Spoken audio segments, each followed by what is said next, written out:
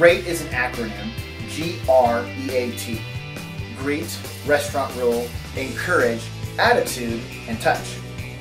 Greet. Greet every child by name. Their parents gave them that name, and they put a lot of thought into it before that child was born. So when you call them by name, you don't just make a friend with that child, you make a friend with that parent. When you say, it was so great to have Cambria in class today.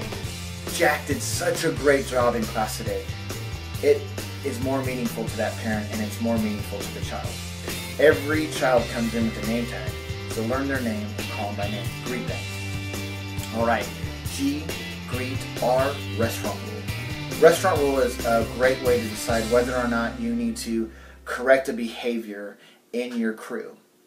Alright, how do I define restaurant rule? Whatever behaviors, whatever attitudes or behaviors that you would expect from your own child and their friends at a restaurant, you can expect from the kids in your crew. At a restaurant, my son and his friends are not allowed to be disrespectful to the waiter or waitress. They're not allowed to be disruptive to those around them eating at the tables. They're not allowed to damage property or hurt others. They're not allowed to roam around the restaurant without a purpose or direction, okay? They're not going to be yelling or shouting, okay?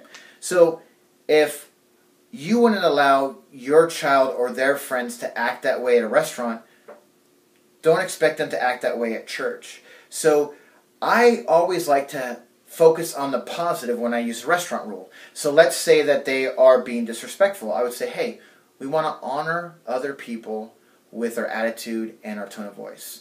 If they're being disrespectful to other people or like hurting things or damaging property, you say, hey, look, we're going to treat things the way that we want our stuff treated. Great? All right. We're going to point out the behaviors we want from our kids. So let's say they're being disruptive and yelling, and so the other groups are distracting them. We're going to say, hey, I need you to put a bubble in your mouth, or I need you to talk quietly. Describe the behavior you want them to show. All right. And then not roaming around the room, right? We have a purpose and a point. So I like to say keep your bottom on the floor, keep your bottom on the chair, and again, you're describing the behavior you want from the kids. Okay? At a restaurant, I would never spank my son's friends at a restaurant, so you're not going to do that at church. But I would pull the kid aside and say, look, here are your choices. You can be respectful, or you can go home, right? Or you can be respectful, or you're not going to get to choose the item you want on the menu. Same thing in church. You can say, look, scissors are meant for cutting paper, not our friend. So if you can't use the scissors correctly, you won't get to use them at all, right? Hey, crayons are for coloring on paper, not the walls. So your choice is to color on paper or not use the crayons at all. You give them choices. Great? All right. You can always ask a child to step out from the group. All right? What that means is like a timeout. So if I was having a difficult time with a child, I would say, hey, look, I'm going to need you to step out from this game right now because you're not making wise choices. And then make it appropriate, right? If it's a 20-minute activity and they're, over the age of 5, they can sit out for 5 minutes and then get back into it, right?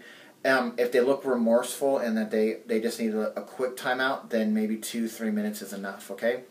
Children cannot sit out of a engaged activity or worship.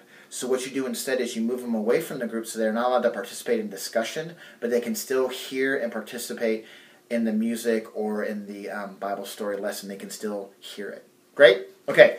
Questions about that? There's a video on discipline, or you can call, text, or email. Okay. All right. So the next one is encourage. Encourage. G, greet. R, restaurant rule. E, encourage. What's rewarded is repeated. So if you see a child doing something great, jump on it right then and say, I love the way you're doing that craft. I love your attitude. I love that you shared that with your friend. I love that you're being quiet. Johnny, look at Cynthia right here. She is doing a great job. All right? What's rewarded is repeated. Kids love praise. So pick out the shining lights in your crew, and the other people in your crew will step up. Greet, restaurant rule. Encourage, attitude. your attitude is contagious, okay? So come prepared, come ready, come excited. It's 2 hours long. You can do it, and your kids will be excited. If you're sitting in the back and you're not worshiping, I've seen it. I've seen it every year. You'll see a line of little mini-me's all like this. All right? So if you want your kids to engage, be the change you want to see, and have a good attitude, right? Your attitude is contagious. All right. Lastly is touch, okay? Appropriate touch is so awesome with these kids. Fist bumps, hugs, high fives, okay? Men, listen to me. There are so many single families, and in these single families, they don't have a positive Christian male role model. So you're playing that role. So give those hugs, give those fist bumps, all right? And make sure that you do it with clear line of sight, all right? And in an appropriate way. And you will have a forever friend. I mean it. You high school kids, give the fist bumps. Let them know that you care about them, love them, because high school, they want to be a teenager so bad, and they love you. So be a sample example. Greet. Use the restaurant rule, okay? Don't let this crew run you over. Use the restaurant rule. Encourage. What's rewarded is repeated. Attitude. Your attitude is contagious, and use appropriate touch, and you'll have a forever friend. Thanks.